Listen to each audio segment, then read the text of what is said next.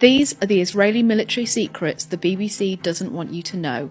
Part 1. The BBC operates what the Centre for Media Monitoring called a military doctrine blackout in its report on biased coverage of the genocide in Gaza. This means that our public broadcaster never mentions key IDF strategies, even though they're absolutely essential for understanding Israeli operations. One of these strategies provides the key to Israel's escalating bombardment of Gaza City, the most densely populated area in the Strip.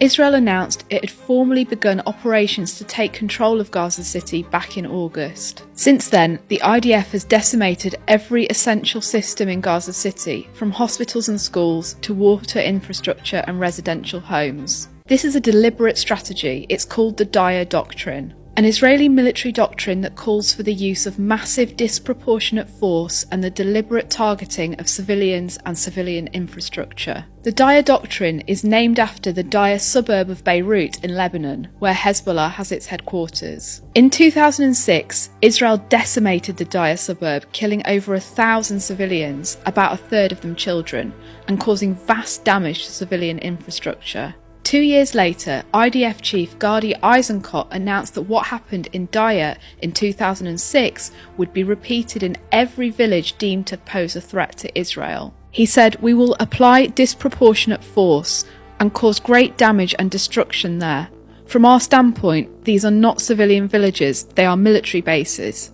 This is not a recommendation, this is a plan, and it has been approved." The use of disproportionate force and the targeting of civilians and civilian infrastructure are recognised as war crimes under international law. But this hasn't stopped Israel. The Daya Doctrine was on full display in December 2008 when Operation Cast Lead began. During the 3-week operation, Israel killed 1,400 Palestinians, including at least 300 children. According to a UN inquiry, Operation Cast Lead was a deliberately disproportionate attack designed to punish, humiliate and terrorise a civilian population. The Daya Doctrine was in use again in July 2014 when Israel launched Operation Protective Edge, killing 2,000 Palestinians, including over 500 children.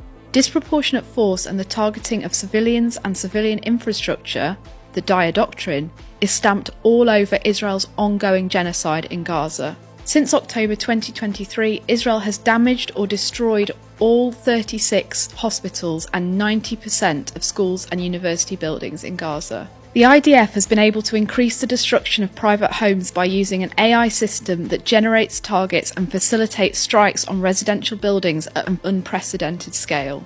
The IDF's own data shows that at least 83% of Palestinians killed in Gaza since October 2023 have been civilians. This is the Daya Doctrine in action.